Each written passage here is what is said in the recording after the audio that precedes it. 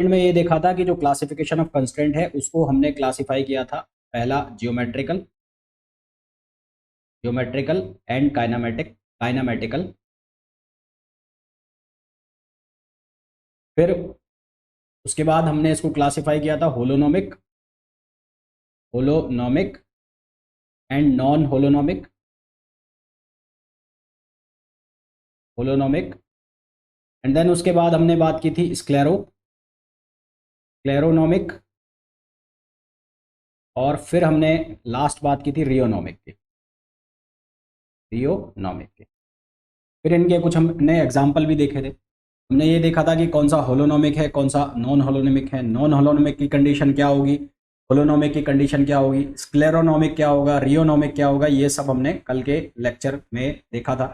कुछ एग्जाम्पल्स भी हमने इसके डिस्कस किए थे। तो आज की क्लास में फर्दर कंटिन्यू करूं, पहले मैं तुमसे कुछ क्वेश्चंस वगैरह पूछूंगा, उसके आंसर करो, देन उसके बाद फिर हम आगे बढ़ेंगे। तो सबसे पहला जो क्वेश्चन आप लोगों को मैं दे रहा हूं, इसका आंसर करना भाई, चाहे कॉपी में सॉल्व करो चाहे कैसे भी सॉल्व करो, इसका आंसर करना। हम ये जान चुके हैं कि कंस्ट्रेंट की इक्वेशन क्या होती है, कंस्ट्रेंट की इक्वेशन कैसे बनती है, कंस्ट्रेंट कौन सा है ये आपको पता लगाना होता है।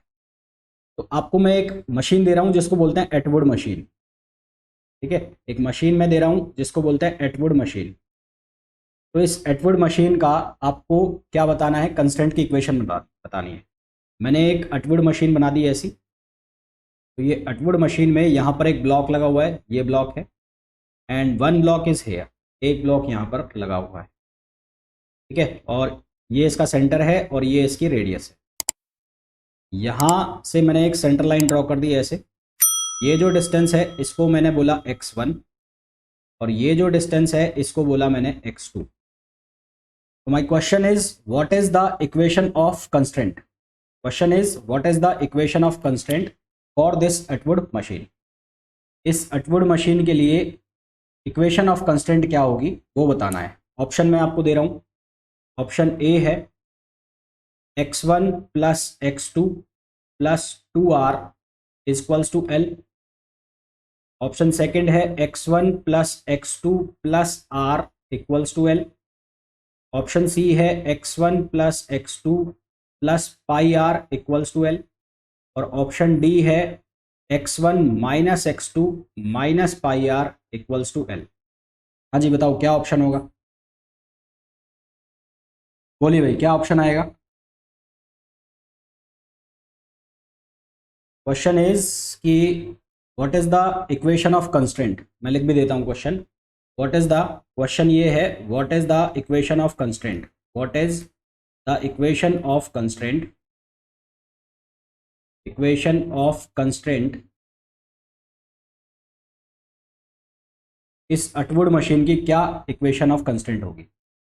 हाँ भाई एक ऑप्शन आया है सी, दूसरा ऑप्शन भी आया है सी। तो इसकी जो कंस्ट्रेंट की इक्वेशन होगी वो ये होगी सी। कैसे होगी, जो इसकी स्ट्रिंग है, ये ओवरऑल ये पूरी की पूरी क्या है, स्ट्रिंग है। तो इस स्ट्रिंग की जो लेंथ है वो हमेशा क्या होने वाली है, कांस्टेंट होने वाली है। इस स्ट्रिंग की जो लेंथ है वो हमेशा क्या होने वाली है, कांस्टेंट। तो कांस्टेंट होने वाली है, तो ये जो है यहाँ से यहाँ तक, ये जो सेंटर है यहाँ तक की डिस्टेंस हमें दी हुई है x1। इसी तरह से यहाँ से और यहाँ तक की हमें डिस्टेंस दी हुई है x2। तो ये वाली जो रिमेनिंग लेंथ बचेगी ये वाली, ये किसके बराबर होगी, ये होगी पेरीफेरी। और पेरीफेरी भी किसकी, हाफ सर्कल की पेरीफेरी। पूरे सर्कल की कितनी होती है 2 पाई आर, हाफ की कितनी होगी पाई आर। पूरी लेंथ कितनी हो जाएगी x1 plus pi are plus x2। तो इसको मैंने लिख दिया x1 plus x2 plus pi r equals to l। तो ये क्या हो गई इसकी इक्वेशन ऑफ कंस्ट्रेंट। ठीक है, ये क्या कहलाएगी, इसकी इक्वेशन ऑफ कंस्ट्रेंट। एक क्वेश्चन तो ये हो गया। नेक्स्ट क्वेश्चन बताइए, सेकंड क्वेश्चन।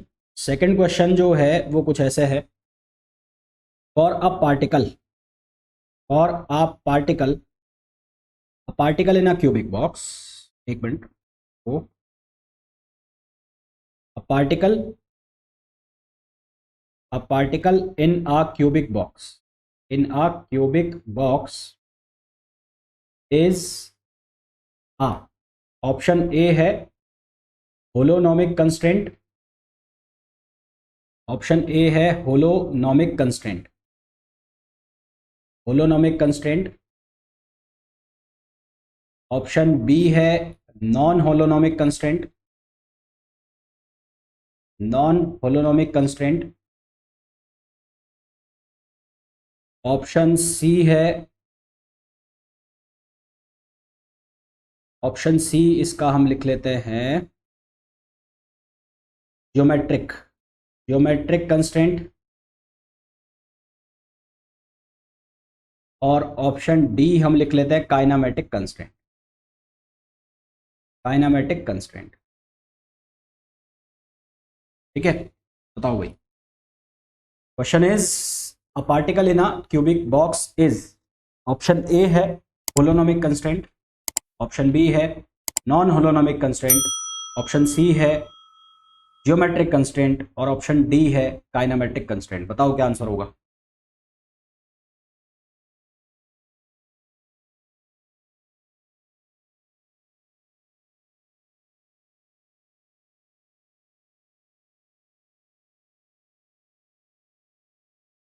बोलिए भाई, मानस, गायत्री, बताइए क्या आंसर आएगा। Particle in a cubic box is a, option A holonomic constraint, option B non holonomic constraint, option C, Manas एक बार वापस से चेक करो अपना आंसर, एक बार वापस से चेक करो answer. Option C geometric constraint और option D kinematic constraint. One answer is C, Gayatri says the answer is C, and Manas is says the answer is A and C. देखो भाई, सी ऑप्शन दोनों का सही है। एक और ऑप्शन आएगा, इसका कौन सा आएगा, नॉन होलोनोमिक। नॉन होलोनोमिक कैसा आएगा, मैं एक क्यूब बना देता हूँ, एक क्यूबिक बॉक्स बना दिया मैंने, ये एक मैंने क्यूबिक बॉक्स बना दिया, ठीक है? ये बना दिया मैंने एक क्यूबिक बॉक्स, और इस क्यूबिक बॉक्स की जो लेंथ है, लेंथ, उस लेंथ को मैंने ले लिया एल, कुछ भी ले सकते हो आप, मैंने एल ले लिया। तो इसकी तीन डायमेंशन है ना, there are three dimension of this cubic box, एक ये हो गई, एक ये हो गई, और एक ये हो गई, इधर आ गई। तो ये अगर x हो गया, ये अगर y हो गया, और ये अगर z हो गया, तो पार्टिकल जो है वो पार्टिकल x में कहाँ से कहाँ तक जा सकता है, वो यहाँ से यहाँ तक जा सकता है। हो सकता है वो बीच में रुक जाए x में, पर उसकी लास्ट पोजीशन कहाँ हो सकती है, यहाँ से, ओरिजिन से लेकर यहाँ तक, यानी कि x में वो 0 से चल सकता है, 0 पर भी बैठ सकता है, और कहाँ तक जा सकता है वो l में l तक जा सकता है, l तक भी जा सकता है, उसके पहले भी रुक सकता है x में। सेम काम वो कर सकता है किसमें, y में। तो y के लिए उसकी इक्वेशन क्या हो गई, ये हो गई, और z के लिए भी उसकी इक्वेशन सेम हो गई। तो अगर आप इक्वेशंस को ध्यान से देखें तो यहाँ इन तीनों इक्वेशंस में इनइक्वालिटीज के साइन है ना, all the three equations have inequalities with in them, इन सभी इक्वेशंस के अंदर इनइक्वालिटीज के साइन है। तो सबसे पहली चीज तो ये कौन से कंस्ट्रेंट हो गए, नॉन होलोनोमिक कंस्ट्रेंट हो गए। सेकेंड चीज, the equation is only, the equation only have the positions, equation के अंदर केवल और केवल पोजिशन है या कोऑर्डिनेट है, तो इसलिए ये कौन से कंस्ट्रेंट हो गए, जियोमेट्रिक कंस्ट्रेंट। तो answer is option B and option C. तो इसके दोनों आंसर सही होंगे, ऑप्शन बी भी सही होगा और ऑप्शन सी भी सही होगा। Is it clear to everyone, क्या ये क्वेश्चन क्लियर है सभी को, बोलिए भाई, इज इट क्लियर और नॉट, क्या ये क्वेश्चन क्लियर है।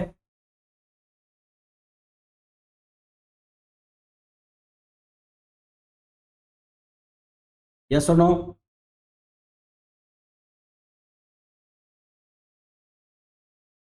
आगे चला जाए, तो इसके दो आंसर होंगे, एक नॉन होलोनोमिक और एक ज्योमेट्रिक। अगर आप इसको होलोनोमिक कहते हो तो होलोनोमिक का मतलब है आप इक्वलिटी का साइन बनाओगे, इक्वलिटी का साइन बनाओगे मतलब x की वैल्यू को या तो आप 0 रखोगे या x की वैल्यू को l रखोगे, जबकि एक पार्टिकल जरूरी थोड़ी है कि x बराबर 0 पे रुके या x बराबर l पे रुके, वो 0 से l तक कहीं भी मूव कर सकता है x डायरेक्शन में, सेम y में और सेम z में। थर्ड क्वेश्चन बताओ, क्वेश्चन नंबर थर्ड जो है उसमें पूछा गया है, constraint in a rigid body is, constraint in a rigid body is, constraint in a rigid body is, option A है होलोनोमिक, ऑप्शन बी है non holonomic, non holonomic, non holonomic. Option C है scleronomic, और option D है रियोनोमिक। Option D है rheonomic. The question is constraint in a rigid body is, एक rigid body के अंदर जो रिजिड बॉडी का जो कंस्ट्रेंट होगा वो कौन सा कंस्ट्रेंट होगा? होलोनोमिक होगा, नॉन होलोनोमिक होगा, स्क्लेरोनोमिक होगा, या वो रियोनोमिक होगा? बताओ भाई क्या होगा? Which is the right option? Constraint in a holonomic या constraint in a rigid body is holonomic, non holonomic, scleronomic और रियोनोमिक?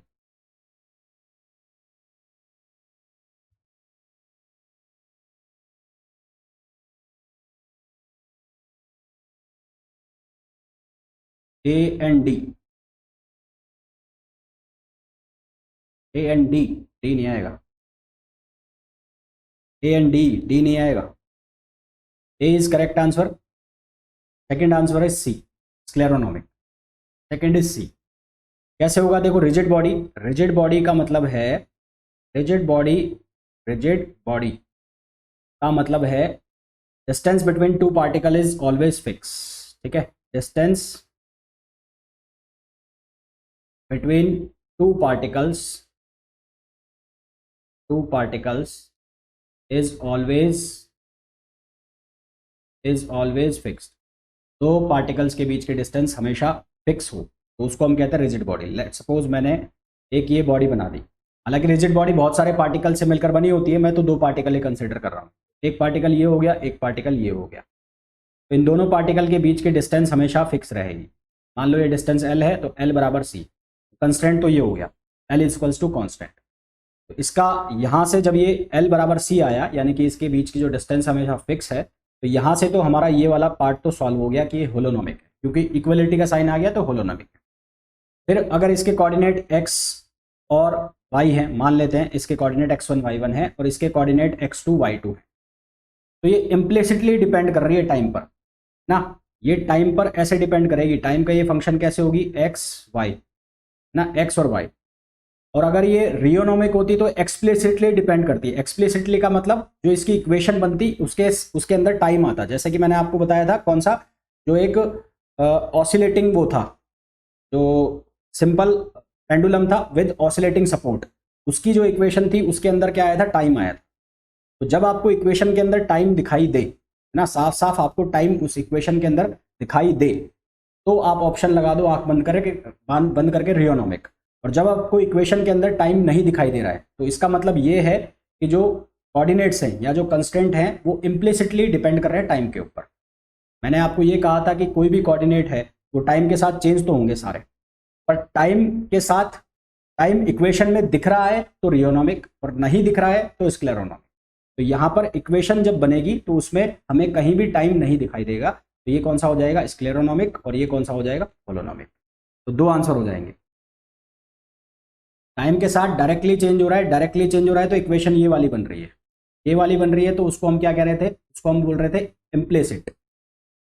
इम्प्लिसिट, और इम्प्लिसिट के लिए कौन सा यूज करते हैं हम, स्क्लेरोनोमिक। और अगर हमारे पास इक्वेशन ऐसी होती एक्स वाई और टी, तो उसको हम क्या बोलते हैं, एक्सप्लिसिट।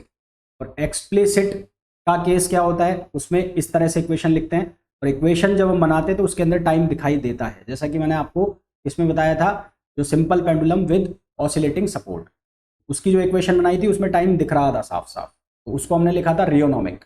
और यहाँ जिसमें डायरेक्टली टाइम पे डिपेंड कर रही है, ये टाइम पे डिपेंड कर रही है डायरेक्टली, पर इक्वेशन के अंदर टाइम नहीं आ रहा है, तो वो इम्प्लिसिट है। और इम्प्लिसिट का मतलब क्या होता है, स्क्लेरोनोमिक। Is it clear?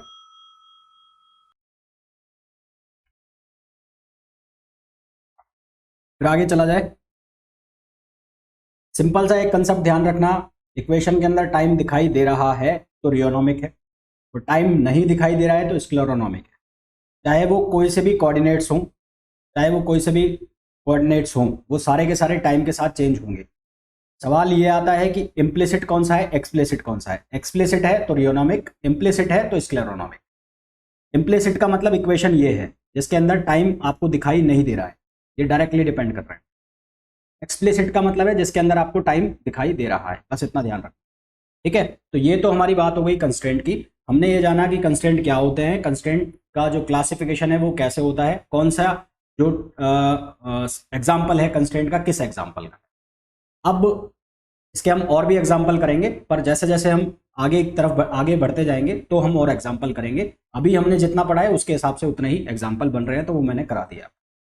अब बात की जाएगी कोऑर्डिनेट्स की, है ना। अब बात की जाएगी किसकी, कोऑर्डिनेट्स की। तो मैं कोऑर्डिनेट्स की बात करूं उसके पहले मैं आपसे एक क्वेश्चन करता हूं, और जो क्वेश्चन है वो ये है कि एक ऐसा मैंने पेंडुलम लिया, सिंपल पेंडुलम ही ले लेते हैं। ये इसकी सेंटर लाइन है और यहाँ इसका बॉब है, बॉब। ठीक है, ये बॉब है और इसके दो कोऑर्डिनेट है एक्स और वाई। मैंने आपको कहा कि एक्स वाई की वैल्यू निकालो, तो आपके दिमाग में क्या क्या आ सकता है ना। आई आस्क्स टू यू कि find out the value of x और वाई। तो आपके दिमाग में क्या क्या आ सकता है, मतलब आप ऐसा मान लो आप ग्रेजुएशन के स्टूडेंट हो या 12th के स्टूडेंट हो, आप एमएससी में नहीं हो, आप कंस्ट्रेंट वगैरह के बारे में कुछ नहीं जानते हो।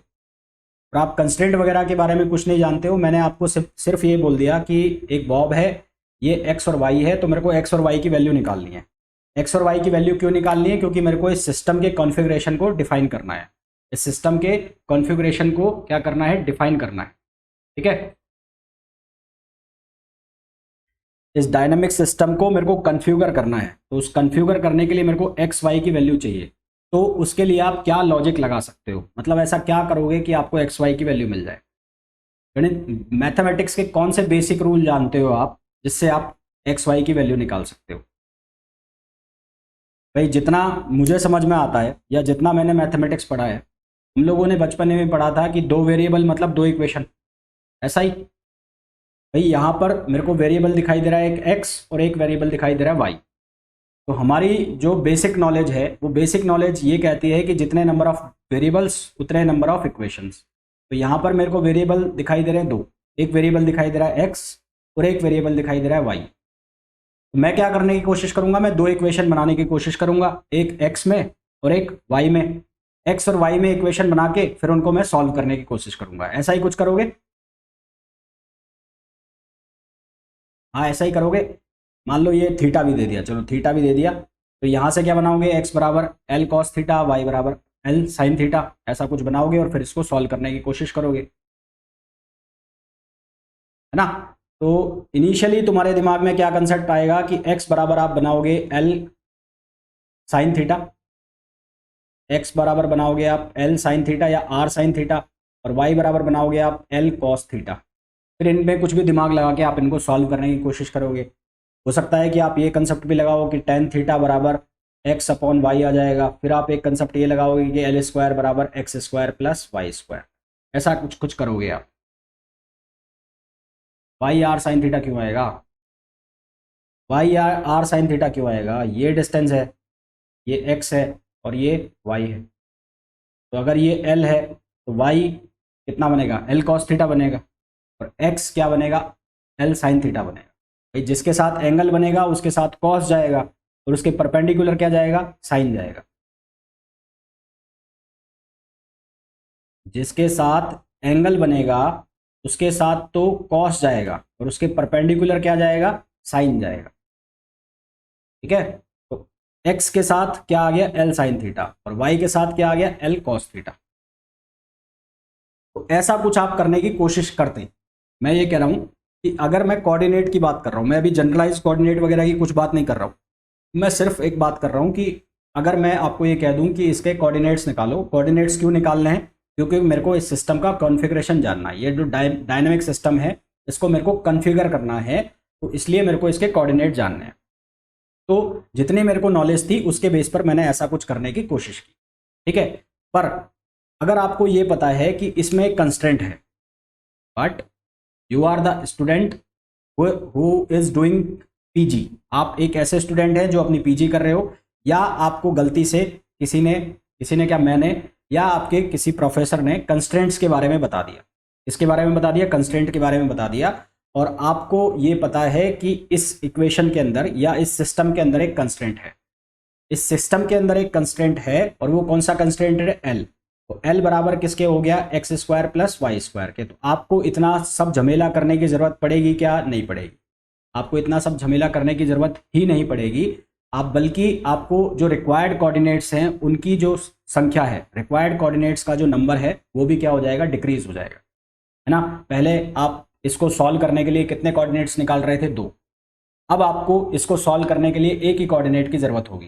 क्यों? क्योंकि एक कंस्ट्रेंट पता लग गया। कंस्ट्रेंट क्या करता है? जो नंबर ऑफ कोऑर्डिनेट्स है उनको खत्म कर देता है। तो आपको ये पता लग गया कि यहाँ पर ये कंस्ट्रेंट है, ये कंस्ट्रेंट है। तो अब आपके पास जो कोऑर्डिनेट्स थे कौन कौन से थे? एक था एक्स, एक था वाई और एक था थीटा। अब उसमें से एक्स और वाई की, अब इनमें से आपको कोई भी एक कोऑर्डिनेट की जरूरत पड़ेगी, है ना। अब आपको इनमें से कोई भी एक कोऑर्डिनेट की जरूरत पड़ेगी जिससे कि आप इस इक्वेशन को क्या कर सकते हैं? कन्फिगर कर सकते हैं। तो सबसे पहली चीज तो ये है कि हमने जो कंस्ट्रेंट पढ़ा, वो कंस्ट्रेंट हमने इसलिए पढ़ा क्योंकि हम एक ऐसी मैकेनिक्स के बारे में पढ़ने वाले हैं जिसके अंदर हम अलग अलग तरह की इक्वेशंस को डेवलप करेंगे, और उन इक्वेशंस को डेवलप करने के लिए हमें कोऑर्डिनेट्स की ज़रूरत पड़ेगी, और कोऑर्डिनेट्स हमें मिनिमम कोऑर्डिनेट्स करने पड़ेंगे, क्योंकि बहुत सारे कोऑर्डिनेट्स होंगे तो जो प्रॉब्लम्स हैं, जो इक्वेशंस हैं वो कॉम्प्लेक्स बन जाएंगी। तो हमें जो कोऑर्डिनेट्स हैं उनको मिनिमाइज करना पड़ेगा। मिनिमाइज करने के साथ साथ वो इंडिपेंडेंट भी होने चाहिए। तो उस नंबर ऑफ कोऑर्डिनेट्स को मिनिमाइज करने के लिए हमने सबसे पहले एक चीज को जाना जिसको हमने कहा कंस्ट्रेंट। हमने ये पता किया कि अगर किसी इक्वेशन के अंदर ये कंस्ट्रेंट आ जाते हैं, अगर किसी इक्वेशन के अंदर ये कंस्ट्रेंट आ जाते हैं या किसी सिस्टम के अंदर ये कंस्ट्रेंट आ जाते हैं, तो ये नंबर ऑफ जो कोऑर्डिनेट्स हैं उनकी रिक्वायरमेंट को क्या कर देंगे? कम कर देंगे। नंबर ऑफ कोऑर्डिनेट्स की रिक्वायरमेंट को क्या कर देंगे? कम कर देंगे। ठीक है, जैसे कि ये वाला जो क्वेश्चन है, इस क्वेश्चन में आप जब तक आपको कंस्ट्रेंट के बारे में नहीं पता था तब तक आप क्या कर रहे थे? एक्स, वाई और उसके बाद थीटा, तीनों के साथ काम कर रहे थे, है ना। जैसे ही आपको कंस्ट्रेंट के बारे में पता लगा कि एल बराबर x square plus y square है, तो आपका ऑटोमेटिकली इन तीन कोऑर्डिनेट में से किसी भी एक कोऑर्डिनेट से काम चल जाएगा, है ना। तो जो मिनिमम रिक्वायरमेंट हो गई आपकी, मिनिमम रिक्वायरमेंट हो गई, मिनिमम रिक्वायर्ड कोऑर्डिनेट जो पहले आपको 3 दिख रहे थे, अब उनमें से मिनिमम रिक्वायर्ड कोऑर्डिनेट कितना हो गया? 1 हो गया। ठीक है, मिनिमम रिक्वायर्ड कोऑर्डिनेट कितना हो गया? 1 हो गया। तो इस पर्टिकुलर केस के लिए, इस पर्टिकुलर केस के लिए मिनिमम रिक्वायर्ड कोऑर्डिनेट हो गया 1। अब वो कोऑर्डिनेट कोई सा भी हो सकता है, ये आपके ऊपर डिपेंड करता है कि आप वो कौन सा कोऑर्डिनेट लेते हैं, पर उसकी जो नंबर है वो कितना हो गया? फिक्स हो गया कि 1 ही चाहिए। अगर आपके पास तीनों में से कोई भी एक है तो आप इस जो सिस्टम की कॉन्फ़िगरेशन है उसको डिफाइन कर सकते हैं। वो एक्स भी हो सकता है, वो वाई भी हो सकता है, वो थीटा भी हो सकता है। रिजल्ट तीनों से सेम मिलेंगे, चाहे वो एक्स हो, चाहे वो वाई हो, चाहे वो थीटा हो। ठीक है, the art of choosing coordinate, the art of choosing coordinate depends on you, है ना। ये आपके ऊपर डिपेंड करेगा कि आप तीनों में से कौन सा कोऑर्डिनेट चूज करते हैं। अगर आप एक्स चूज करते हैं, देखो एक्स वाई तो दोनों एक दूसरे पर डिपेंड ही कर गए, हमें इंडिपेंडेंट कोऑर्डिनेट चाहिए, तो एक्स वाई तो दोनों एक दूसरे पर डिपेंड ही कर गए, और एक कोऑर्डिनेट बच गया थीटा। तो इन तीनों में से कोई भी एक चूज कर लो, आपका जो काम है वो हो जाएगा, यानी कि हमारा जो सिस्टम है उसका कॉन्फ़िगरेशन हमें मिल जाएगा। तो नंबर जो है वो फिक्स हो गया कि एक ही है, एक से ही हमारा काम चलेगा। अब 3 में से कौन सा एक लेना है वो आपके ऊपर डिपेंड करता है। तो वो मैं कह रहा हूं कि the number of minimum requirement और number of minimum required coordinate is fixed, but the art of choosing coordinate is depend on you. आप क्या सेलेक्ट करते हैं, आप कौन सा कोऑर्डिनेट सेलेक्ट करते हैं, ये आपके ऊपर डिपेंड करता है। अगर मैं आपको ये कहूं कि आप 3-4 बच्चे हो, मैं आपसे ये कहूं कि आप कौन सा कोऑर्डिनेट चूज करोगे, तो कोई एक कोऑर्डिनेट चूज करेगा एक्स, कोई कोऑर्डिनेट चूज करेगा वाई और कोई कोऑर्डिनेट चूज करेगा थीटा। तीनों के इक्वेशंस अलग अलग बनेंगे, तीनों के आंसर सेम आएंगे, तीनों के रिजल्ट क्या आएंगे? सेम आएंगे। ठीक है, तो ये जो मिनिमम रिक्वायर्ड कोऑर्डिनेट है, ये जो मिनिमम रिक्वायर्ड कोऑर्डिनेट है, जो नंबर है, नंबर हमेशा क्या हो जाएगा? फिक्स हो जाएगा। जबकि the art of choosing coordinates can be varying person to person. ये जो आर्ट है किसको चूज करने का, कोऑर्डिनेट चूज करने का, ये वेरी करेगा पर्सन टू पर्सन। हाँ, पर हमें ये पता लग गया कि इतने कोऑर्डिनेट होंगे तो हमारा काम चल जाएगा। ठीक है, ये कब पता लगा? जब मेरे को कंस्ट्रेंट के बारे में पता लग गया। तो अब यहां से हमारे पास एक चीज निकल के आएगी, उस चीज को हम क्या नाम देंगे? Generalise coordinate. उस चीज को हम क्या नाम देंगे? Generalise coordinate. ठीक है, तो अब हम बात करेंगे किसके बारे में? Generalise coordinate.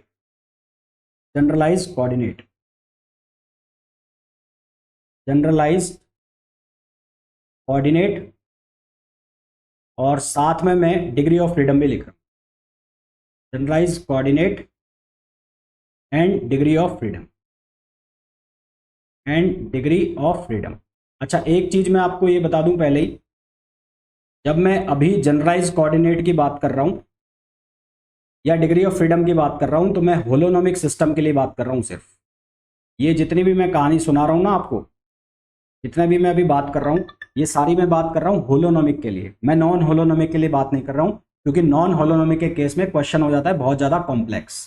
तो अभी हम जो भी सब बात कर रहे हैं वो सारी की सारी बात चल रही है होलोनोमिक के कॉन्टेक्स्ट में। नॉन होलोनोमिक के केस की कोई भी बात नहीं हो रही है। तो अब मैं बात करूं जनरलाइज कोऑर्डिनेट की, तो जनरलाइज कोऑर्डिनेट का मतलब क्या हो गया कि minimum number of independent coordinates, minimum number of independent coordinates, minimum number of independent coordinates, minimum number of independent coordinates to configure the dynamic system, to configure the dynamic system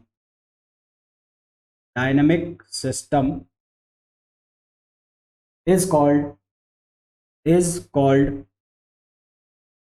generalized coordinate, is called generalized coordinate, is called generalized coordinate, and this is for holonomic system, and this is for holonomic system।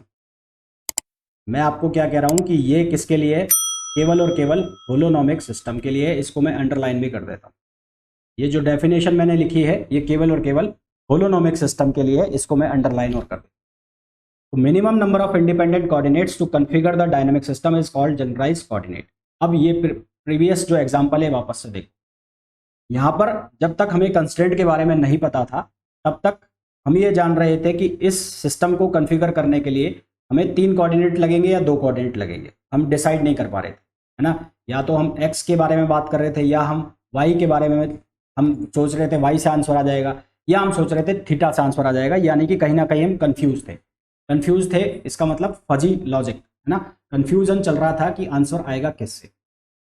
हमने बहुत सारी equation बनाई, उससे answer निकालने की कोशिश की, पर फिर हमें पता लगा कि एक कंस्ट्रेंट है इस इक्वेशन में, और कंस्ट्रेंट मिलते ही हमारे जो नंबर ऑफ कोऑर्डिनेट्स है वो ऑटोमेटिकली क्या हो गया, रिड्यूस होकर ये हमें पता लग गया कि ये x² + y² = L है। ये क्या है, कांस्टेंट आ रहा है, ये कांस्टेंट आ रहा है। तो इसका मतलब इन दोनों में से ये दोनों जो कोऑर्डिनेट है, इन दोनों कोऑर्डिनेट से एक दूसरे पर डिपेंड करेगा। हमें कौन सा कोऑर्डिनेट चाहिए, इंडिपेंडेंट। तो x y पे डिपेंड करेगा या y x पे डिपेंड करेगा, जबकि थीटा जो है वो इंडिपेंडेंट कोऑर्डिनेट हो गया। तो इन तीनों में से कोई सा भी हम एक कोऑर्डिनेट चूज कर सकते हैं और उसके बेस पर हम आंसर निकाल सकते हैं ना। तो ये डिपेंड करेगा पर्सन टू पर्सन की वो कौन सा कोऑर्डिनेट चूज करना चाहता है। एक कोऑर्डिनेट से हमारा काम चल जाएगा। मैंने कहा the number is always fixed, but the choosing of art of coordinate depend on person to person. तो जो ये नंबर जो हमेशा फिक्स हो रहा है, ये जो नंबर मिनिमम रिक्वायर्ड कोऑर्डिनेट का जो नंबर है जो हमेशा फिक्स हो रहा है, इसको बोलेंगे हम डिग्री ऑफ फ्रीडम। इसको हम क्या बोलेंगे, डिग्री ऑफ फ्रीडम। ये जो मिनिमम रिक्वायर्ड कोऑर्डिनेट है, जो नंबर जो फिक्स हो रहा है, इसको हम बोलेंगे degree of freedom.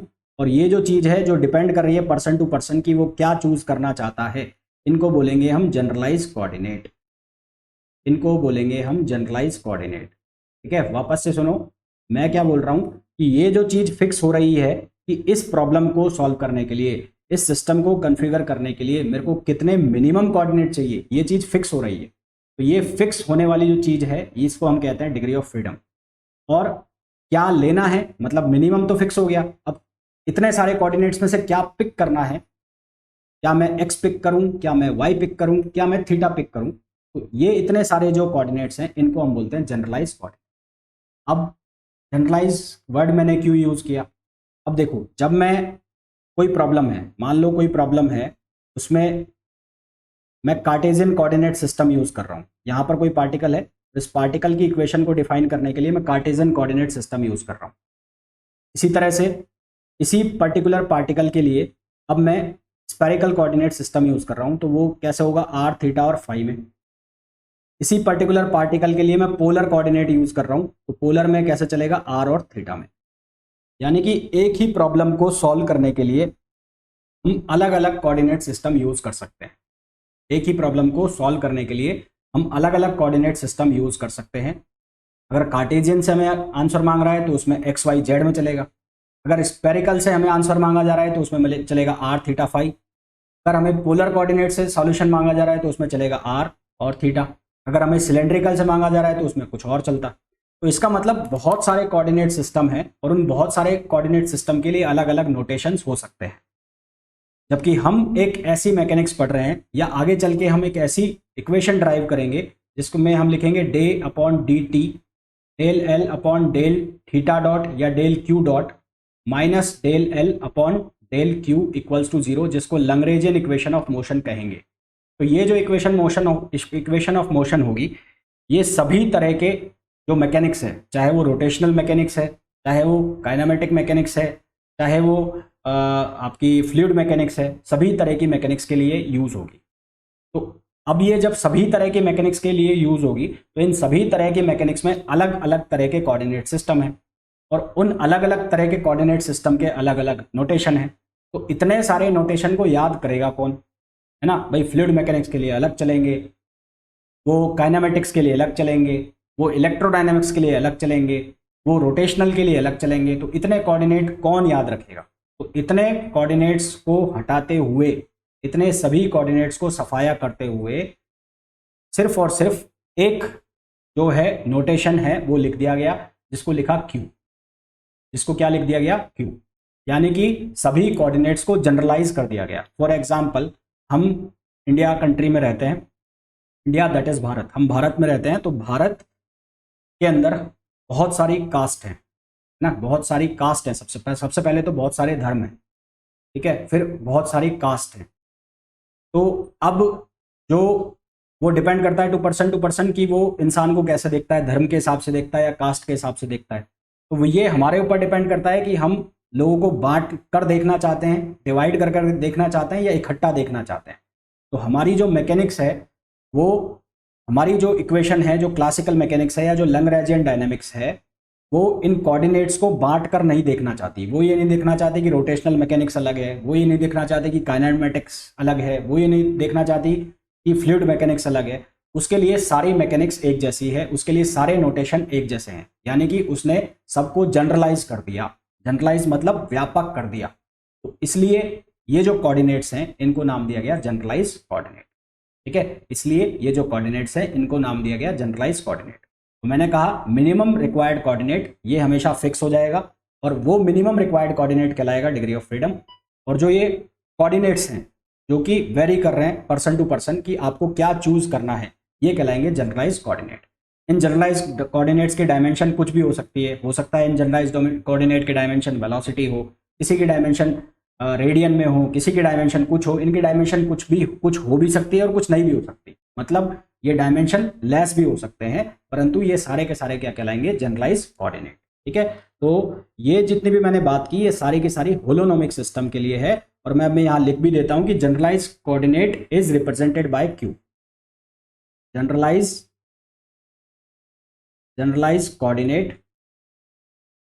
Coordinate is represented by Q, ठीक है। इसको हम किससे लिखेंगे, Q से लिखेंगे। अब जब मैं जनरलाइज कोऑर्डिनेट की बात कर रहा हूं तो आप लोगों ने सुना होगा जनरलाइज वेलोसिटी, आप लोगों ने सुना होगा जनरलाइज मोमेंटम, आप लोगों ने सुना होगा जनरलाइज एक्सेलरेशन, आप लोगों ने सुना होगा जनरलाइज फोर्स। तो सिंपल सी बात है, अगर Q को मैं जनरलाइज डिस्प्लेसमेंट बोलता हूं, तो वेलोसिटी के लिए क्या लिखूंगा मैं, क्यू डॉट। अगर मैं क्यू डॉट लिख देता हूं तो वो क्या बन जाएगा, जनरलाइज वेलोसिटी। अगर मैं क्यू डबल डॉट लिख देता हूं तो वो बन जाएगा एक्सेलरेशन, जनरलाइज एक्सेलरेशन। यदि मैं उस जनरलाइज एक्सेलरेशन को मास से मल्टीप्लाई कर देता हूं तो वो बन जाएगा जनरलाइज फोर्स। इसी तरह से वो जनरलाइज वेलोसिटी जो आई थी उसको मैं मास से मल्टीप्लाई कर दूंगा तो वो बन जाएगा जनरलाइज मोमेंटम। ठीक है। इसी तरह से हम क्या बना सकते हैं, जनरलाइज एंगुलर मोमेंटम। तो इस तरह से जनरलाइज के बहुत सारे कॉन्सेप्ट बनते जाएंगे, वो हम आगे देखेंगे जब हम लैग्रेंजियन इक्वेशन की बात करेंगे। तो ये जो भी मैंने आपको डेफिनेशन बताई है, ये डेफिनेशन जो है ये केवल और केवल होलोनोमिक सिस्टम के लिए, मैं बार बार इस चीज़ को रिपीट कर रहा हूँ कि ये डेफिनेशन है या जो कुछ भी मैं बोल रहा हूँ अभी सब ये होलोनोमिक सिस्टम के लिए है। ठीक है। तो नंबर ऑफ जनरलाइज कोऑर्डिनेट मैं यहाँ लिख देता हूँ, अब नंबर जो कि फिक्स हो गया था, number of generalise coordinate, number of generalise coordinate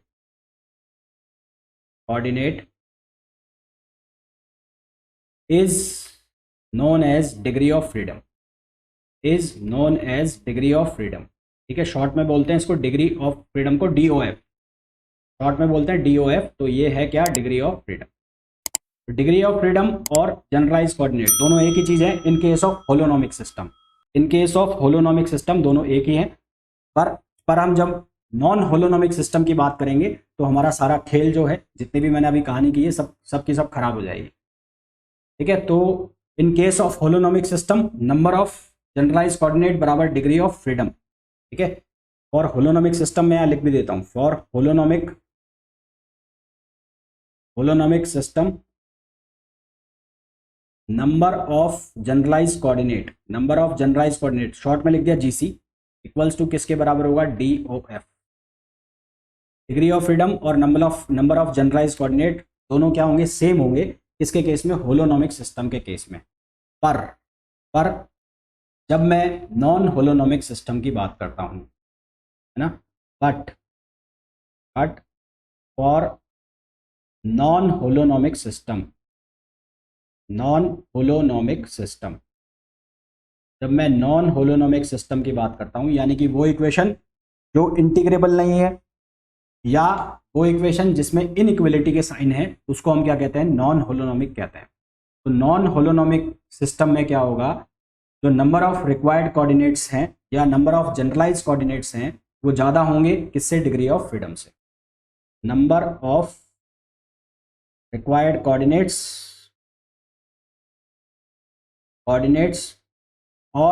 generalise coordinates ज़्यादा होंगे किससे, डिग्री ऑफ फ्रीडम से, ज़्यादा होंगे किससे, डिग्री ऑफ फ्रीडम से। फॉर एग्जाम्पल के लिए अगर मैं बात करूं रोलिंग डिस्क की, in case of rolling disc, अब मेरे को ये बताओ जरा, रोलिंग डिस्क में कुल कोऑर्डिनेट कितने थे, number of required coordinate. Rolling disc वाला हमने एग्जाम्पल पढ़ा था ना कल, रोलिंग डिस्क वाले में कुल कोऑर्डिनेट कितने चाहिए थे हमें, कुछ ऐसा एग्जाम्पल पढ़ा था।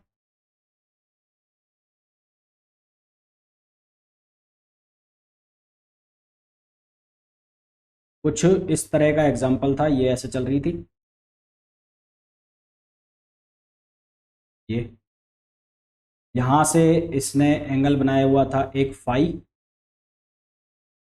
यहां से एक एंगल बनाया हुआ था थीटा, इसको मैंने बोला था x, और इसको मैंने बोला था y, और इसको बोला था x। ये x था और ये y था। तो नंबर ऑफ रिक्वायर्ड,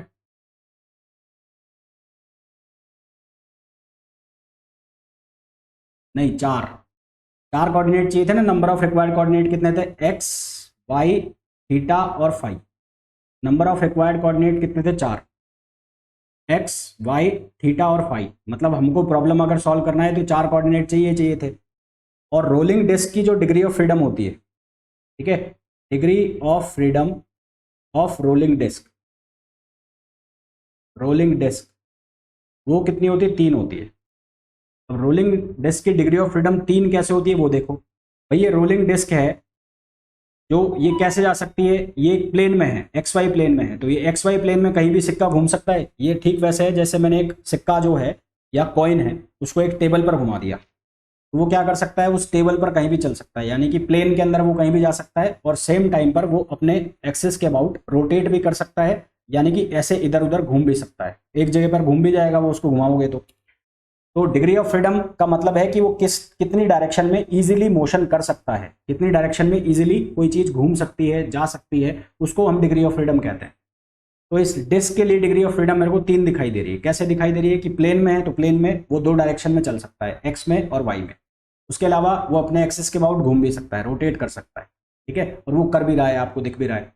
तो इसके डिग्री ऑफ फ्रीडम जो है रोलिंग डिस्क के वो हो गए 3, जबकि इसके नंबर ऑफ रिक्वायर्ड कोऑर्डिनेट कितने हैं 4। और यही मैं आपको यहाँ पर कह रहा हूँ कि एक नॉन होलोनोमिक सिस्टम के लिए जो नंबर ऑफ रिक्वायर्ड कोऑर्डिनेट है या जनरलाइज कोऑर्डिनेट है वो ज़्यादा होते हैं डिग्री ऑफ फ्रीडम से। तो नॉन होलोनोमिक के सिस्टम के केस में हमारे जो जितने भी मैं फंडे लगा रहा हूँ ये सारे के सारे हो जाते हैं फेल। जितने भी मैं कॉन्सेप्ट लगा रहा हूँ ये सारे के सारे कॉन्सेप्ट हो जाते हैं फेल जब मैं बात करता हूँ किसकी, नॉन होलोनोमिक सिस्टम की। अभी हम जितनी भी बात करेंगे, जितने भी हम एग्जाम्पल लेंगे वो सारे के सारे होलोनोमिक सिस्टम के लेंगे। तो होलोनोमिक सिस्टम के लिए अगर मैं जनरलाइज कोऑर्डिनेट को डिफाइन करूं तो minimum number of independent coordinates, minimum number of independent coordinates to configure the dynamic system. Minimum number चाहिए, minimum number of independent coordinates to configure the dynamic system is called generalize coordinate. और holonomic system के case में number of generalise coordinate बराबर होंगे degree of freedom के। जो number होगा, number generalise coordinate का, वो हमेशा फिक्स होगा और उसको हम डिग्री ऑफ फ्रीडम भी कहेंगे। कौन सा कोऑर्डिनेट चूज करना है ये पर्सन टू पर्सन वेरी कर सकता है, पर डिग्री ऑफ फ्रीडम या नंबर ऑफ जनरलाइज कोऑर्डिनेट ये क्या हो जाएगा, फिक्स हो जाएगा। और ये मैं नोट लगा के लिख भी देता हूं, मैं नोट लगा के लिख भी देता हूं, ठीक है। तो नोट भी लगा देता हूं मैं, नोट में लिख लो, degree of freedom of a particular problem और system is same for everyone. Degree of freedom of a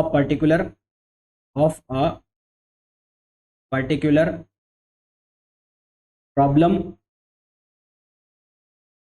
or system is same for everyone, is same for everyone। मतलब जो नंबर है वो फिक्स हो जाए, everyone।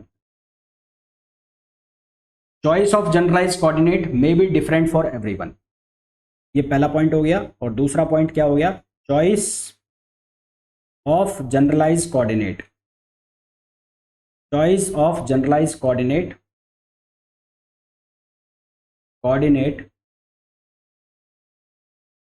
may be different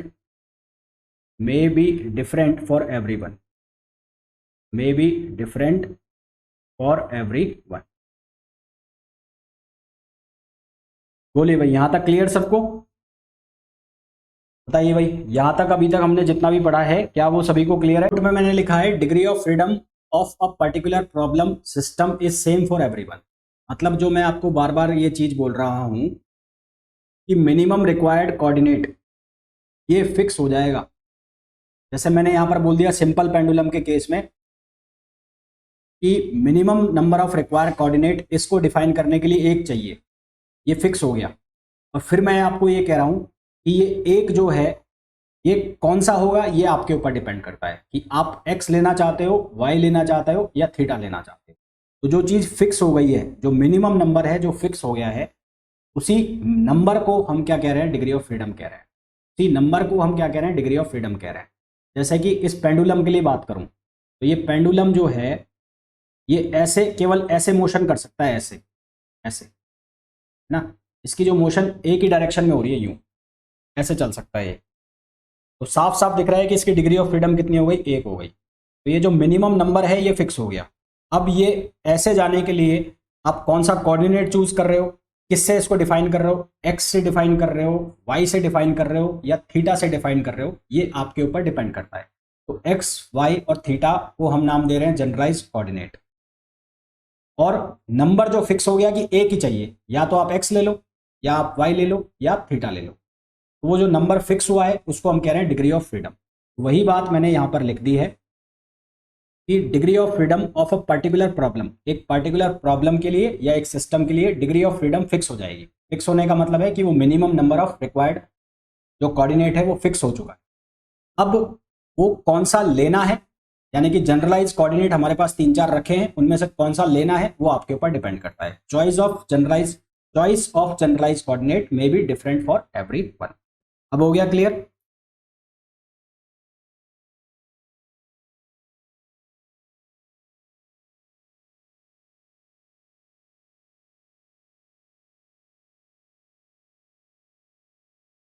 बोलिए भाई, अब क्लियर है?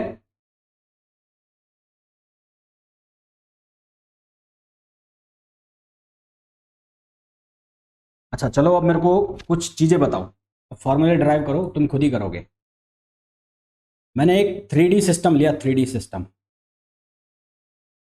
3 डायमेंशन सिस्टम लिया मैंने। ये एक्स है, ये वाई है और ये जेड है। यहाँ कोई पार्टिकल है, यहाँ कोई पार्टिकल है, और इस पार्टिकल के कोऑर्डिनेट है x comma y comma z. Particle कितना है? एक है, एक पार्टिकल है। ठीक है, पार्टिकल है एक। इसके डिग्री ऑफ फ्रीडम कितने होंगे? इस पार्टिकल के डिग्री ऑफ फ्रीडम कितने होंगे?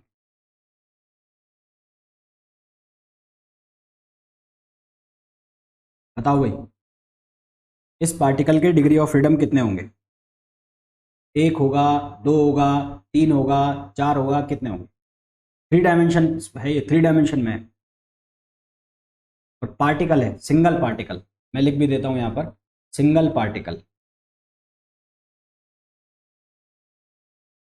तो इसके डिग्री ऑफ फ्रीडम कितने हो सकते हैं? तीन। तीन हो सकते हैं ना भाई? तीन कैसे कैसे हो सकते हैं? एक तो ये एक्स में चल सकता है ऐसे, ये एक किधर चल सकता है, वाई में चल सकता है, और एक ये किधर जा सकता है, जेड में। तो जिस जिस डायरेक्शन में आराम से ये ट्रेवल कर सकता है वही इसकी डिग्री ऑफ फ्रीडम है। तो ये एक्स में चल सकता है तो एक हो गया, ये वाई में चल सकता है तो दो हो गया, ये जेड में भी चल सकता है तो कितने हो गए? तीन हो गए। तो इसके डिग्री ऑफ फ्रीडम कितने हो गए? तीन हो गए। अब मैंने वापस से 3 डायमेंशन स्पेस लिया, ये एक्स है, ये वाई है और ये जेड है। अब मैंने कितने पार्टिकल ले लिए? दो, टू पार्टिकल्स। टू पार्टिकल्स कितने डिग्री ऑफ फ्रीडम? दो पार्टिकल्स के लिए कितने हो जाएंगे भाई? डिग्री ऑफ फ्रीडम कुल कितने हो जाएंगे दो पार्टिकल्स के लिए?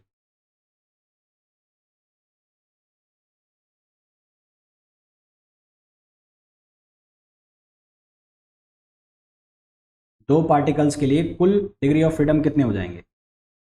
इसके लिए ले लो x1 y1 z1, इसके लिए ले लो x2 y2 और z2। अभी इनके बीच में कोई भी कंस्ट्रेंट नहीं है, और जब इनके बीच में कोई कंस्ट्रेंट नहीं है तो minimum number of required coordinates is equals two degree of freedom. तो इन पार्टिकल की जो सिस्टम है उसकी कॉन्फ़िगरेशन को डिफाइन करने के लिए कुल कितने कोऑर्डिनेट चाहिए? 6 चाहिए भाई। तीन इसके लिए चाहिए और तीन इसके लिए। तो डिग्री ऑफ फ्रीडम कितनी हो गई इसकी? इसकी डिग्री ऑफ फ्रीडम कितनी हो गई? अभी कंस्ट्रेंट की बात नहीं चल रही है, कंस्ट्रेंट नहीं है इनमें कुछ भी। तो डिग्री ऑफ फ्रीडम कितने हो गए इसके? 6 हो गए, है ना भाई? इसके डिग्री ऑफ फ्रीडम कितने हो गए? 6। यस और नो? डिग्री ऑफ फ्रीडम इसके कितने हो गए? 6 हो गए। अब अगर मैं कहूं कि ये पार्टिकल है, अब ये सिस्टम है, ये एक्स है, ये वाई है और ये जेड है, एक, दो, तीन, डिग्री ऑफ फ्रीडम कितने होंगे? 3 डायमेंशन चल रहा है सब, 3 डायमेंशन। तो डिग्री ऑफ फ्रीडम कितने होंगे?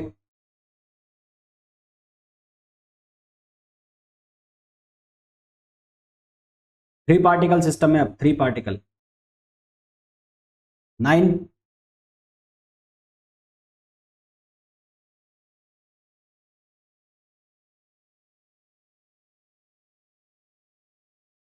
सही है ना? अभी डिग्री ऑफ फ्रीडम कितने होंगे? 9। गायत्री,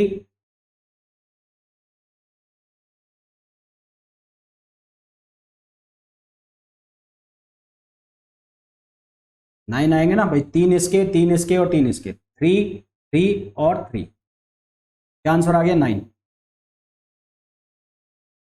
अब मेरे को ये बताओ कि अगर मैं ये कह दूं कि एक सिस्टम है एक्स, वाई और जेड, इसके अंदर बहुत सारे पार्टिकल्स हैं, बहुत सारे पार्टिकल्स का मतलब एन पार्टिकल्स है, एन पार्टिकल्स।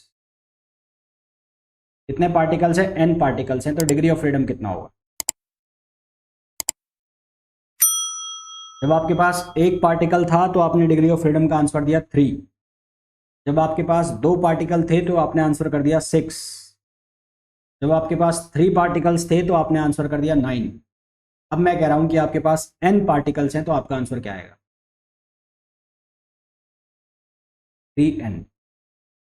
तो इसका आंसर कितना आ गया? 3n आ गया। ठीक है, इसका आंसर कितना आ गया? 3n। अभी मैं कंस्ट्रेंट की बात नहीं कर रहा हूँ, मैं सिर्फ ये कह रहा हूँ कि एक पार्टिकल है, एक 3 डायमेंशनल स्पेस के अंदर है, तो उसकी डिग्री ऑफ फ्रीडम बताओ। तो उसका डिग्री ऑफ फ्रीडम कितना हो गया? 3n। Is it clear? क्या ये सबको क्लियर है कि 3n कैसे बना? ये 3 डायमेंशन स्पेस की बात चल रही है। ये किसकी बात चल रही है? 3 डायमेंशन स्पेस की। यहां तक क्लियर सभी को?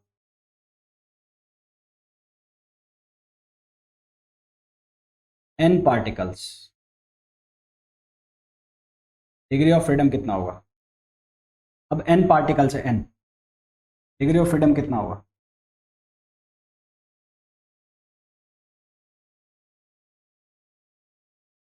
अब n पार्टिकल्स है तो डिग्री ऑफ फ्रीडम कितना हो जाएगा? 2n। n पार्टिकल्स है तो डिग्री ऑफ फ्रीडम कितना हो जाएगा? 2n हो जाएगा। तो यहां से मेरे को कुछ ऐसा पता लगा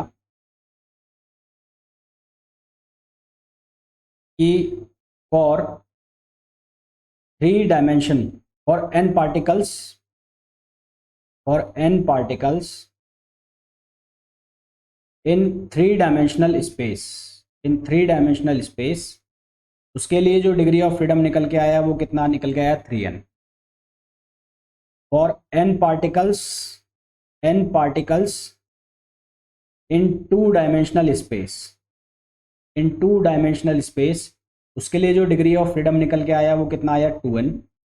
अब ये आपसे मैं पूछूं, for n particles, for n particles in n dimensional space, n particles in n dimensional space, degree of freedom क्या होगा? बताओ क्या आंसर लिखूं?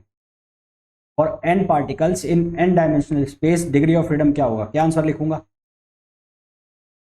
जब 3 डायमेंशनल स्पेस था तो आपने आंसर लिखा 3n, जब 2 डायमेंशनल स्पेस था तो आपने आंसर लिखा 2n, जब n डायमेंशनल स्पेस होगा तो आप आंसर क्या लिखोगे? n into n। ठीक है, जब n डायमेंशनल स्पेस होगा तो आप आंसर क्या लिखोगे? n into n। Is it clear?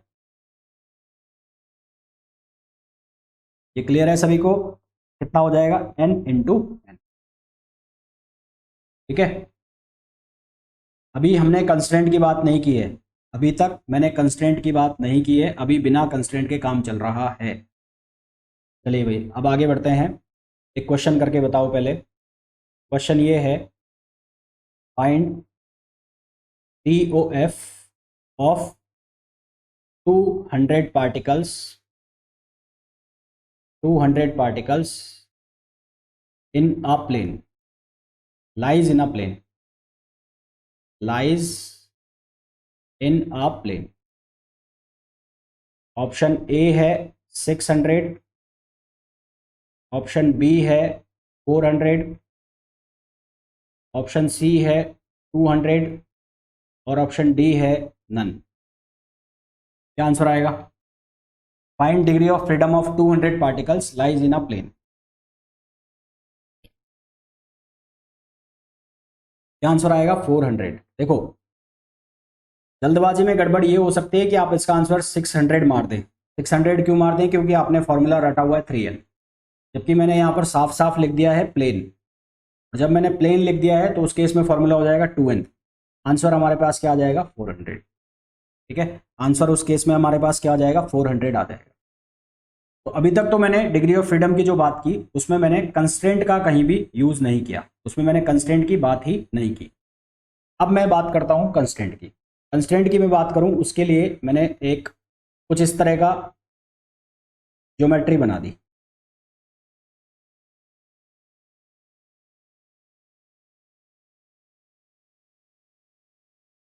ठीक है, कुछ इस तरह की ज्योमेट्री बना दी। यहां पर एक स्लाइडर है, स्लाइडर, ये स्लाइडर है। ठीक है, ये स्लाइडर है। अभी इसकी डिग्री ऑफ फ्रीडम क्या हो सकती है? डिग्री ऑफ फ्रीडम मतलब कितनी डायरेक्शन में ये जा सकता है। इस केस में आपको इसकी डिग्री ऑफ फ्रीडम कितनी दिखाई दे रही है? 4, 4 दिखाई दे रही है ना? 4 कैसे? ये इधर भी जा सकता है, ये इधर भी जा सकता है, ये इधर भी जा सकता है और इधर तो ये चल ही रहा है। तो अभी आपको कितने तरीके से इसके डिग्री ऑफ फ्रीडम दिखाई दे रहे हैं? 4। यस और नो?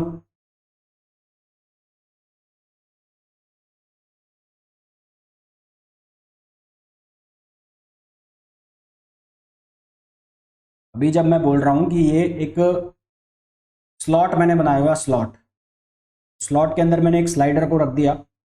ये स्लाइडर किधर किधर जा सकता है, जिधर जिधर जा सकता है वही उसके सारे डिग्री ऑफ फ्रीडम हो गए। तो अभी इसके डिग्री ऑफ फ्रीडम कितने दिखाई दे रहे हैं आपको? 4।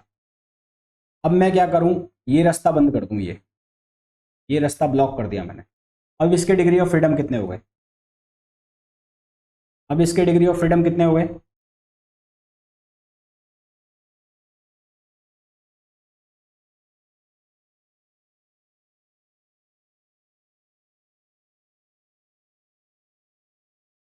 अब इसके डिग्री ऑफ फ्रीडम कितने हुए? 3। 3 क्यों हुए? क्योंकि एक कंस्ट्रेंट आ गया। कंस्ट्रेंट का मतलब क्या होता है? रेस्ट्रिक्शन। रेस्ट्रिक्शन लगा दिया हमने, इसको मजबूर कर दिया कि यहाँ नहीं जाना है तेरे को, रास्ता ब्लॉक कर दिया। तो कंस्ट्रेंट कितना आया? अभी इसके लिए कंस्ट्रेंट कितना आ गया? एक कंस्ट्रेंट आ गया। तो 4 में से हमने किसको माइनस करा? 1 को। 4 में से 1 को माइनस करा तो आंसर आ गया 3। ठीक है, अभी कंस्ट्रेंट कितना था? 1। अब मैंने ये ब्लॉक कर दिया। अब डिग्री ऑफ फ्रीडम कितने?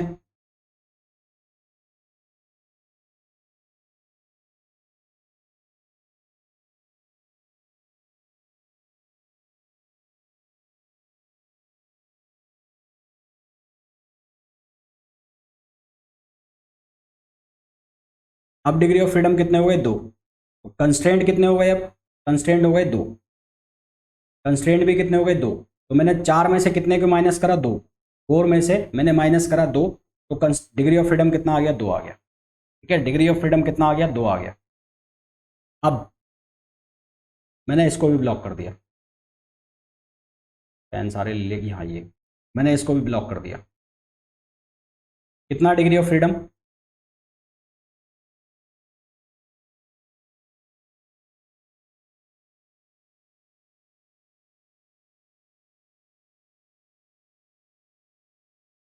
अब डिग्री ऑफ फ्रीडम कितना हुआ? 1। कंस्ट्रेंट कितना हो गया? कंस्ट्रेंट हो गया 3। तो आप करते क्या जा रहे हो? जो एक्चुअल डिग्री ऑफ फ्रीडम था शुरू में, जब कोई भी कंस्ट्रेंट नहीं था, उसमें से आप कंस्ट्रेंट को माइनस करते जा रहे हो, फिर आपके पास जो नया डिग्री ऑफ फ्रीडम है वो आ रहा है। तो अगर मैं ये कहूं कि if k is constraint, if k is constraint then DOF for three dimension के लिए DOF क्या लिखेंगे? 3n माइनस के। और 2D के लिए DOF क्या लिखेंगे? 2n माइनस के। और n डायमेंशनल स्पेस के लिए DOF क्या लिख दूंगा मैं? n माइनस के। हाँ या ना?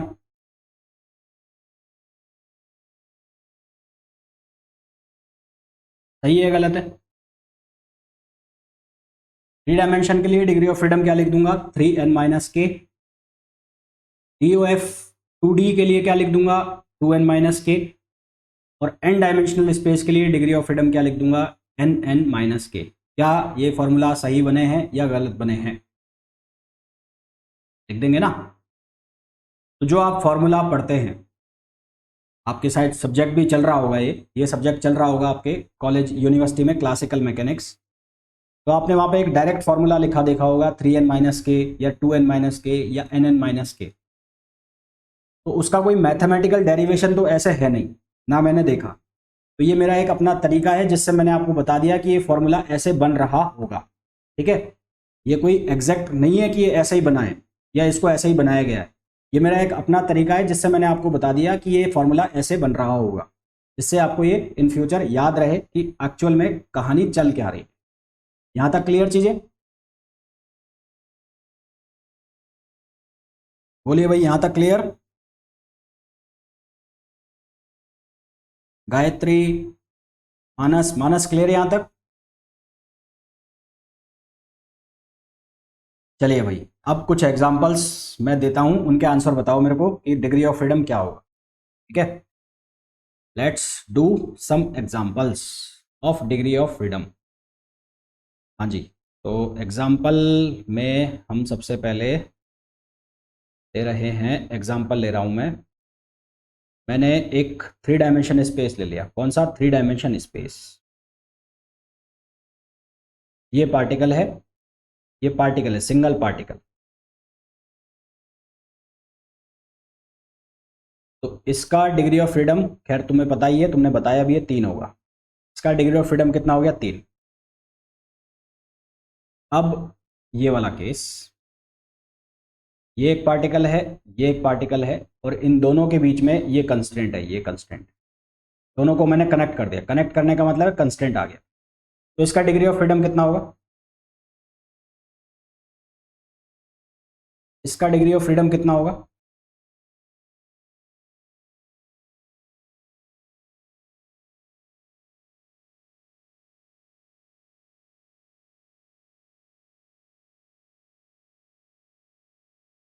पाँच होगा। पाँच कैसे बनाया? 3n-k। तो दो पार्टिकल है तो कितना हो गया? 3 × 2 -1 कंस्ट्रेंट, तो कितना हो गया? 5। ऐसे ही बनाया होगा, ऐसे ही किया होगा ना। तो इसका जो डिग्री ऑफ फ्रीडम है वो कितना हो गया? 5। अब क्वेश्चन है कुछ ऐसे,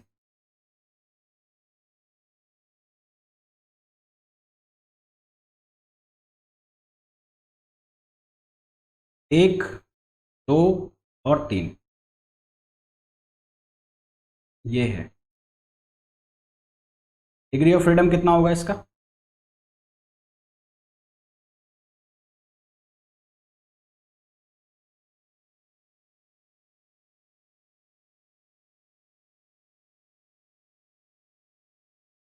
इसका डिग्री ऑफ फ्रीडम कितना होगा भाई? 6। भाई इसका डिग्री ऑफ फ्रीडम कैसे बनाया होगा तुमने? 3 × 3 माइनस कंस्टेंट कितने हो गए? 1, 2 और 3। 3 कितना आ गया? 6 आ गया। इसका डिग्री ऑफ फ्रीडम कितना आ गया? 6। बीच वाले का डिग्री ऑफ फ्रीडम कितना आ गया? 5। अब अगर मैं एग्जांपल ये दे दूं,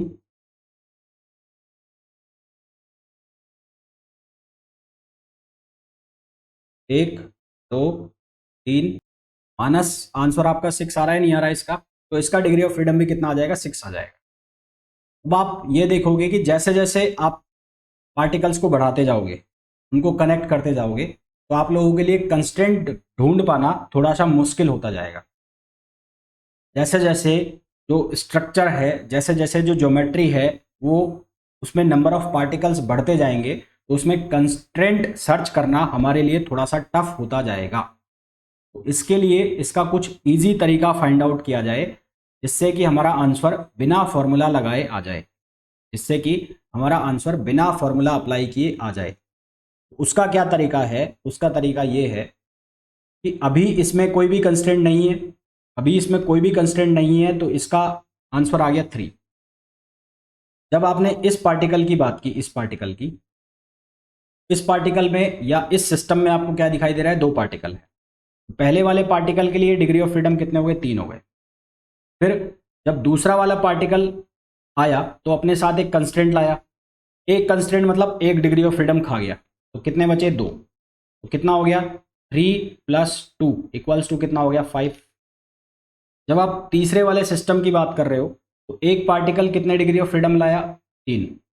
दूसरा पार्टिकल जब आया तो अपने साथ एक कंस्ट्रेंट लाया, मतलब एक डिग्री ऑफ फ्रीडम खा गया, कितने बच गए? 2।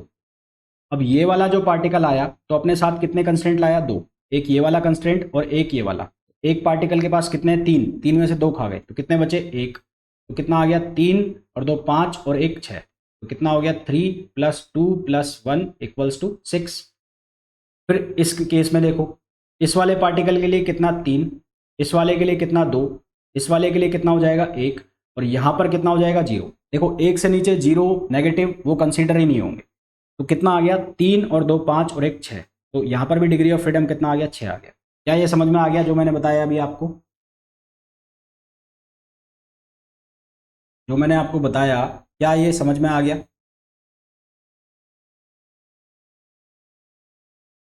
अब मेरा क्वेश्चन ये है कि अगर मैं आपको ये क्वेश्चन दे दूं,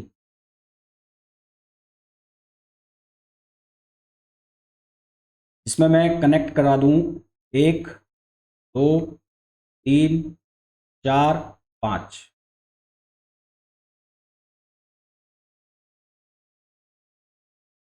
ये मैंने कनेक्ट करा दिए। फिर इनको इंटरलिंक करो, इसको यहाँ से कनेक्ट करो, इसको यहाँ से कनेक्ट करो, फिर इन दोनों को कनेक्ट करो, ठीक है, और इसको इससे कनेक्ट करो और इसको इससे कनेक्ट करो। इसका डिग्री ऑफ फ्रीडम कैसे निकालोगे? इसका डिग्री ऑफ फ्रीडम कैसे निकलेगा? 3 2 1 0, इसका कोई मतलब ही नहीं होगा। इसका डिग्री ऑफ फ्रीडम में कितना आ जाएगा? 6 आएगा, नहीं आएगा? इसका जो डिग्री ऑफ फ्रीडम है वो भी कितना आ जाएगा? 6 आएगा या नहीं आएगा? यस और नो? कितना आएगा? 6 आएगा। अब मैं जब रिजिड बॉडी की बात करता हूँ, अब जब मैं एक रिजिड बॉडी की बात करता हूँ, तो रिजिड बॉडी का मतलब है जिसमें नंबर ऑफ पार्टिकल्स बहुत सारे हैं। रिजिड बॉडी का मतलब है जिसमें बहुत सारे नंबर ऑफ पार्टिकल्स हैं। इसका मतलब जब बहुत सारे पार्टिकल्स भी हैं, मैंने 5 लिए जब भी आंसर 6 आया, जब मैंने 4 पार्टिकल लिए जब भी आंसर 6 आया, जब मैंने 3 पार्टिकल लिए जब भी आंसर 6 आया, जब मैं 7 पार्टिकल लूँगा जब भी आंसर 6 आएगा। तो एक रिजिड बॉडी जो कि बहुत सारे पार्टिकल से मिलकर बनी हुई है, तो इसका मतलब ये हो गया कि उसकी जो डिग्री ऑफ फ्रीडम है वो कितनी हो गई? 6 हो गई। ठीक है, तो ये क्या हो गई? रिजिड बॉडी हो गई। ये क्या हो गई? रिजिड बॉडी हो गई। तो for a rigid body, for a rigid body degree of freedom, degree of freedom is 6, degree of freedom is 6। ठीक है, तो एक रिजिड बॉडी के लिए उसकी जो डिग्री ऑफ फ्रीडम है वो कितनी हो गई? 6 हो गई। यस और नो? एक रिजिड बॉडी के लिए उसकी डिग्री ऑफ फ्रीडम कितनी हो गई? 6 हो गई। यस और नो?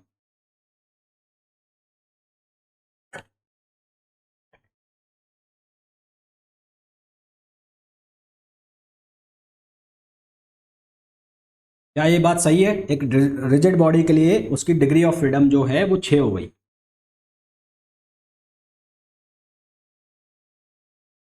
आगे बढ़ा जाए, चलिए भाई। तो यहाँ जो मैंने लिखा है, ये जो मैंने स्टेटमेंट लिखा है कि degree of freedom for a rigid body is 6, it is the maximum degree of freedom that a rigid body can have. It is the maximum number of degree of freedom that a rigid body can have। ये एक maximum number है जो एक rigid body के पास हो सकते हैं। ये पूरी पॉसिबिलिटी है या ये इस बात पर डिपेंड करता है कि आप कंस्ट्रेंट कौन से ले रहे हैं। तो depending on the constraint it can be less than 6, ठीक है ना? And depending on the constraint and depending on the constraint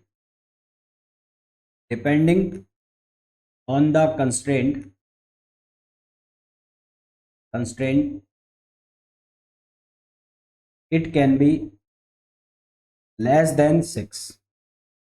ये 6 से कम भी हो सकता है, जरूरी नहीं हमेशा 6 ही होगा। जब हमसे कुछ भी नहीं कहा गया कि कोई कंस्ट्रेंट नहीं है, कुछ भी नहीं है, तो रिजिड बॉडी की जो मैक्सिमम डिग्री ऑफ फ्रीडम है वो 6 है।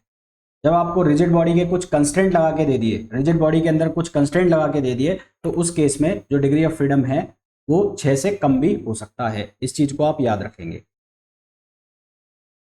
एग्जाम्पल के लिए अगर मैं ये कंडीशन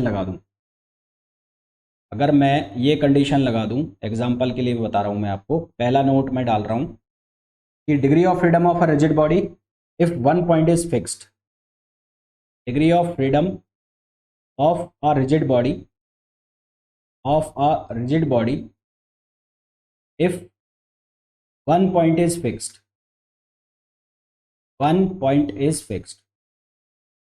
यदि एक पॉइंट फिक्स है तो डिग्री ऑफ फ्रीडम जो होंगे वो उसके होंगे 3। कैसे होंगे? मान लो ये रिजिड बॉडी है, ये पॉइंट फिक्स कर दिया, ये पॉइंट फिक्स कर दिया, तो अब इस पॉइंट से ये 3 एक्सेस जा रहे हैं, एक एक्सेस ये जा रहा है, एक एक्सेस ये जा रहा है और एक एक्सेस ये जा रहा है। तो इसकी ट्रांसलेशन मोशन तीनों बंद कर दी, ठीक है। इसकी जो तीनों ट्रांसलेशन मोशन है, ट्रांसलेशन मोशन वो तीनों बंद कर दी इसकी तीनों डायरेक्शन में। ना ये एक्स में जा सकता, ना ये वाई में जा सकता और ना ये जेड में जा सकता। पर ये एक्स के अबाउट रोटेट कर सकता है, ये वाई के अबाउट रोटेट कर सकता है और ये जेड के अबाउट रोटेट कर सकता है। तो इसके डिग्री ऑफ फ्रीडम हो गए 3। दूसरा, if 2 points are fixed, 2 points are fixed, यदि 2 पॉइंट फिक्स कर दिए जाएं, मतलब कैसी कहानी, ऐसी कहानी, एक पॉइंट ये फिक्स हो गया और एक पॉइंट ये फिक्स हो गया, तो ट्रांसलेशन तो इसके वैसे ही बंद हो गए। तो ये 2 पॉइंट फिक्स हो गए, तो अब क्या होगा, इसमें केवल और केवल ये एक्सिस रह जाएगा, ये फिक्स है और ये फिक्स है।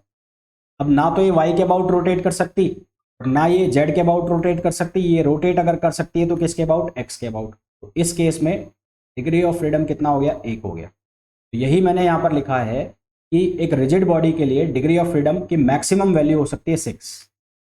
Depending on the constraint it can be less than 6। Constraint क्या दिए हुए हैं उसके बेस पर इसकी वैल्यू 6 से कम भी हो सकती है और कुछ भी हो सकती है। यहां तक बात समझ में आ गई क्या? बोलिए भाई, यहां तक चीजें क्लियर है?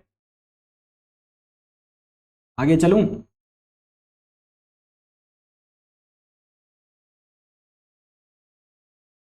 हाँ भाई, एक बार थम्सअप का निशान, थम्सअप का जो सिंबल है वो शो कर दो, सो दैट मैं समझ जाऊं कि तुम्हें समझ में आ गया यहां तक, फिर आगे चलूं।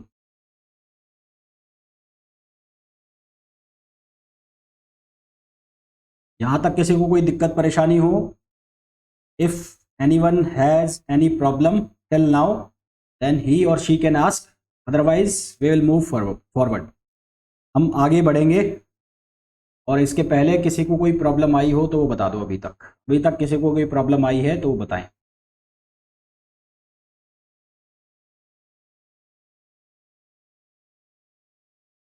चलिए भाई, मैं मान रहा हूँ, मैं समझ रहा हूँ कि आप लोगों को अभी तक की जो मैंने भी जितनी भी चीज़ें बताई हैं वो सब समझ में आ गई हैं।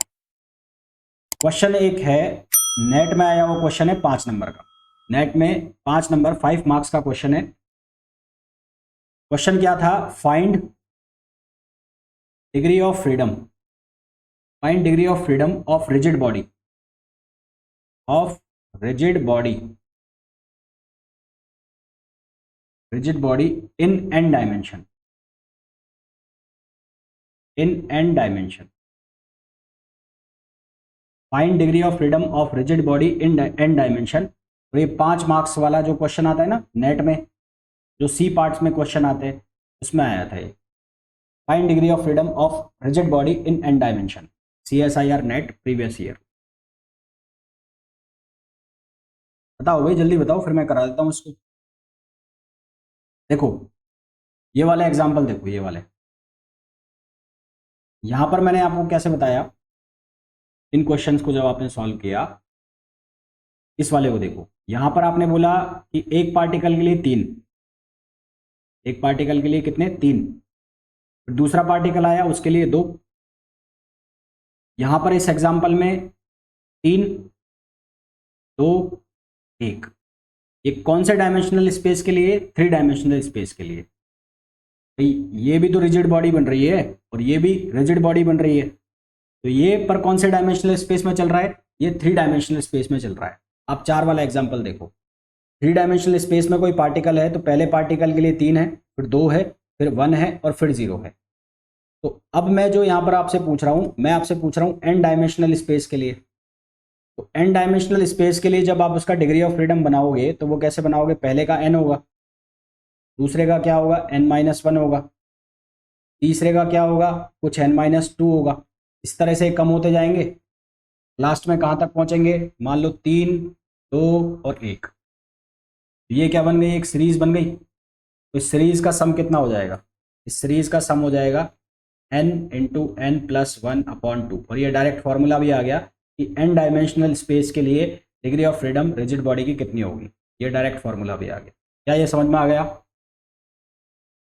क्या ये समझ में आ गया, n plus n-1 plus n-2 up to कहाँ तक जाएगा, 1 तक जाएगा, और इसका जो समेशन है वो कितना आ जाएगा, n इंटू एन प्लस 1/2। तो एक n डायमेंशनल स्पेस में कोई रिजिड बॉडी है, उसका डिग्री ऑफ फ्रीडम हो जाएगा n इंटू एन प्लस 1/2, जहाँ n का मतलब है dimension. Is it clear to everyone? क्या यहाँ तक सबको समझ में आ गया?